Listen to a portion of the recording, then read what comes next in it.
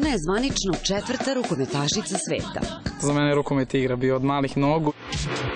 Kao devojčica, Andreja Lekić je trenirala nekoliko sportova. Karate, košarka, tenis i na red je došao rukomet.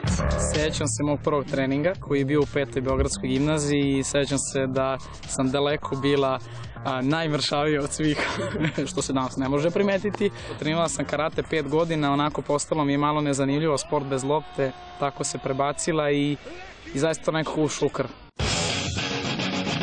Jednako lep podatak je da sa mojim prvim klubom Ork Beogradom nikada nismo poražene od juniorskih do juniorskih čak kategorija, prvaci Srbije, Beograda konstantno.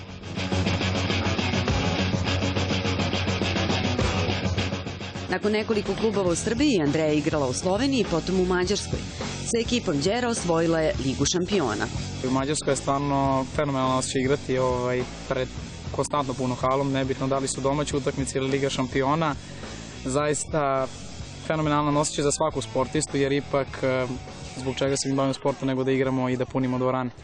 Kapiten naše reprezentacije nema ritual pred utakmicu, nije sujeverna, voli da sluša muziku pred izlazak na teren i priznaje da joj zbog nostalgije nekada prijaju najrazličitiji žanrovi. Voleo bih da naučim da jašem. Volim konje kao životinje i to bi je neka želja onako kad završi karijeru, sada mi to nije nažalost dozvoljeno. I logično, jer Andreja na terenu uspeva ono što nikome do sada nije pošlo za rukom. Dala je go kroz noge.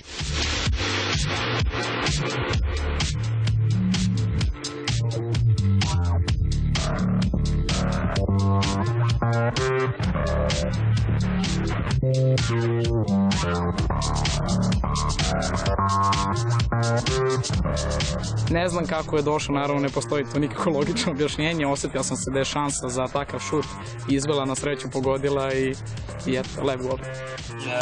Nakon ovih bravura konačno je došlo vreme za odmor, ali i taj deo godine posvećen je rukometu. Posvećujem se malo radu sa mlađim kategorijama i prosto vidim sebe u tome, voleo bih da prenesem neka svoja znanja i iskustva za njih. Mislim da će biti jako korisno i zaista pozivam ih da dođu na kamp i lepo se provedu. Devojčica i dečaka u rukometu sve je više i to je ono što je raduje. Ipak i dalje vlada mišljenje da je taj sport pregrub za devojčice. Istina je, čak i nama to izgleda u momentu kada gledamo određene snimke utakmica, to izgleda neverovatno grubo, ali u suštini adrenalin je taj koji nosi i mi te mnoge udarce tokom utakmice zaista ne osjećamo, dok izvan terena je totalno drugačija priča. U klupskom rukometu popela se na vrh Evrope, a sanja da se s reprezentacijom Srbije popne na balkon Skupštine. Voleo bih da to ipak bude krunisano timskim uspehom reprezentacije. Do svetskog prvenstva nije ostalo mnogo. Naše devojke se spremaju do decembra u Beogradskoj areni, pokažu da mogu više nego do sada.